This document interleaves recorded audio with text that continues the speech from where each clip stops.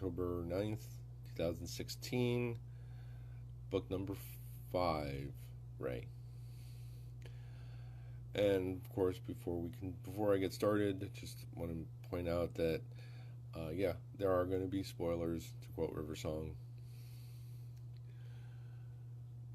So, book number 5 is Ray. It's actually the shortest of the books.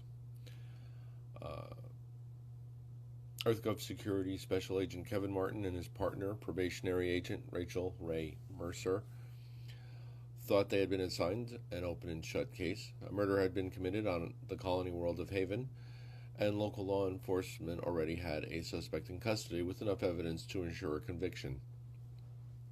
Things begin to spin out of control when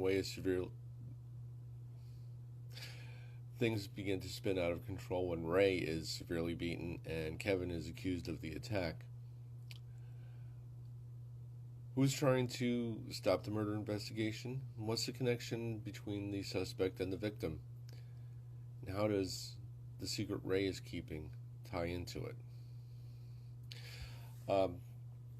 This story is proof that you don't need a full idea to start writing.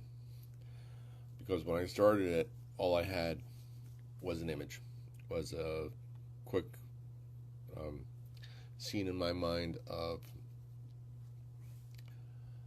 a man standing in a hospital corridor watching orderlies push a gurney down the corridor. On the gurney was a young woman with blue hair. And as they pass, the man thinks if it weren't for me, she wouldn't be here. But I had no idea what he was referring to. So, after staring at the notebook with this look on my face, I decided this was going to be an EarthGov security story. I decided to set it a little bit farther in the future from other EarthGov security stories, such as On a Cold Wind, which we'll be doing the next Facebook Live, and other stories which are set generally in the years 2189 to 2191. Excuse me. Ray, however, is set in 2200, and there have been some changes in EarthGov Security Division 5 between the current stories and Ray. And there are a few spoilers in here. Who is the director of Division 5 in 2200? Who she's married to, and it's actually the first chronological appearance of two other characters as well. Originally, both of the main characters, Kevin Martin and Rachel Mercer, were going to be probationary agents fresh out of the academy on their first assignment. But I didn't think that that would work. I don't think they would have assigned two probationary agents together. They would have partnered a veteran agent with a probationary agent. So I decided to make Kevin the veteran EGS agent, and that also helped amp up the blame he places on himself because of what happened to Ray.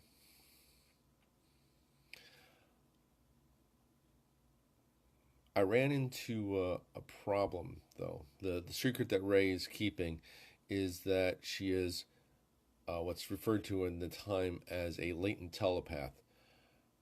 That is, she can't directly read minds or transmit her thoughts, but she can sense the emotional state of the people around her, and she does know when a full telepath is trying to scan or influence her, and she can block the attempt. I came up with that because I thought it would be an interesting character twist, but I had no idea how it played into the story. It took some thinking about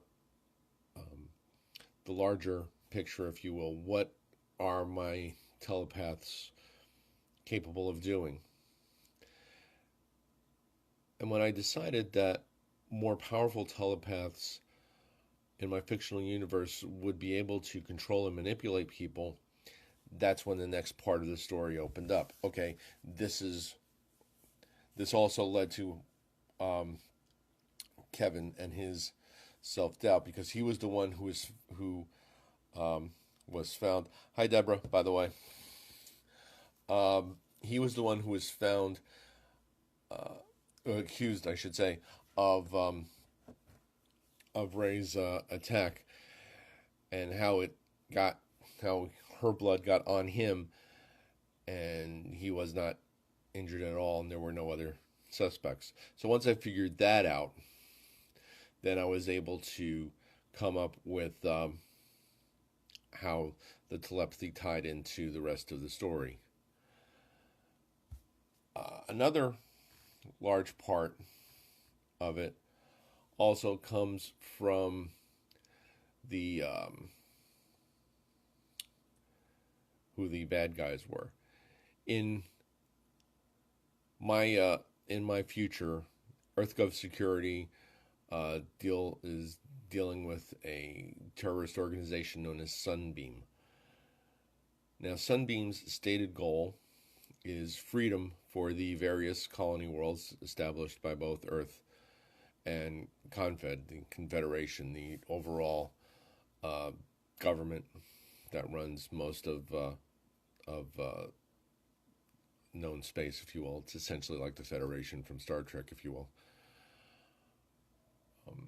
With Now, their goal is they want all the colonies to be free, whether they can support themselves or not. With Earth colonies, there is a definite timeline that they follow in their development. For the first 50 years, from the time the colony is established, they are under direct control from Earth. This gives the colony time to develop, establish a population base, and build an infrastructure. After 50 years, the colony then establishes its own government, is declared an independent planet, and can remain allied with Earth or go off on its own, if you will.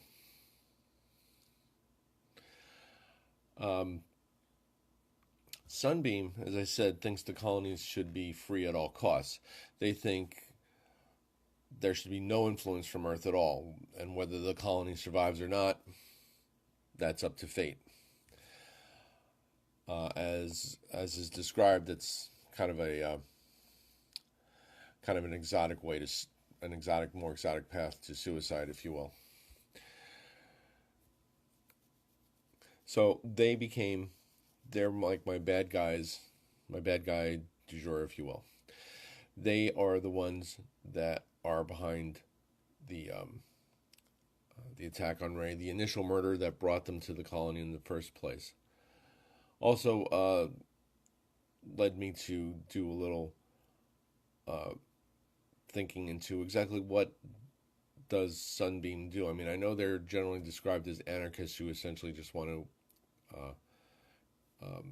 get rid of any government influence, but what exactly are they willing to do?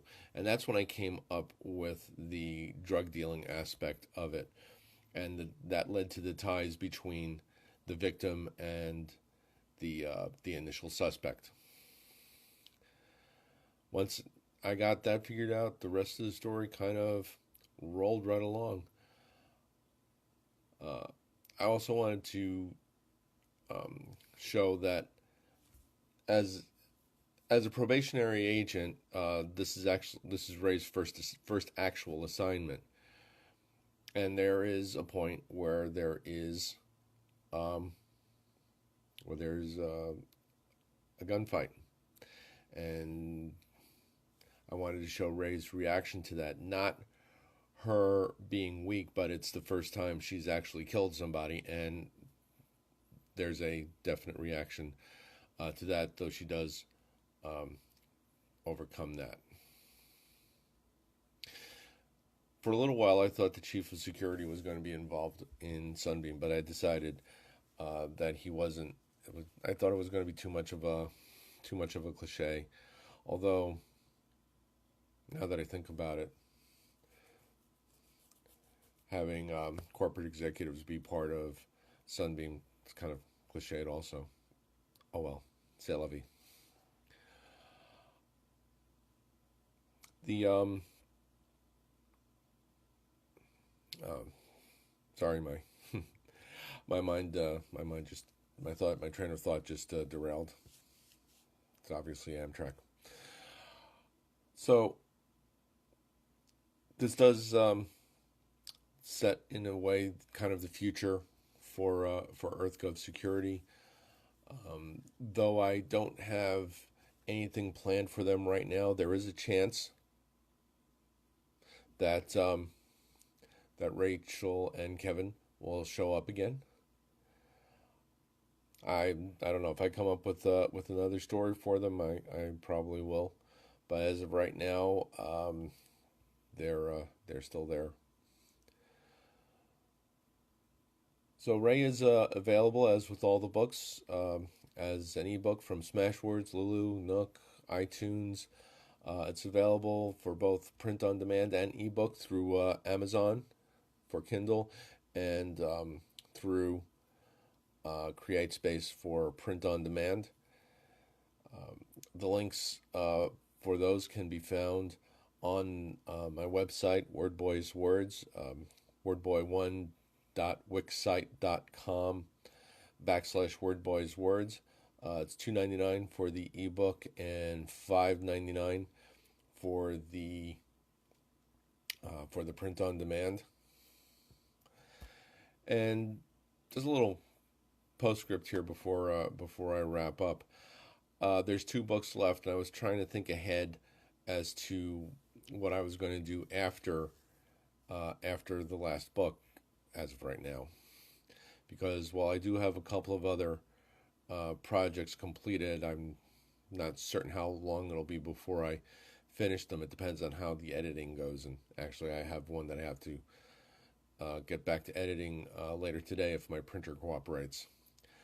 So probably in the future, after the last book, I'll be talking a bit about writing in and of itself, how I do what I do, why I do what I do, and proceed from there. Thanks for watching. This will be on YouTube later today, and buy the books. Thanks. Bye.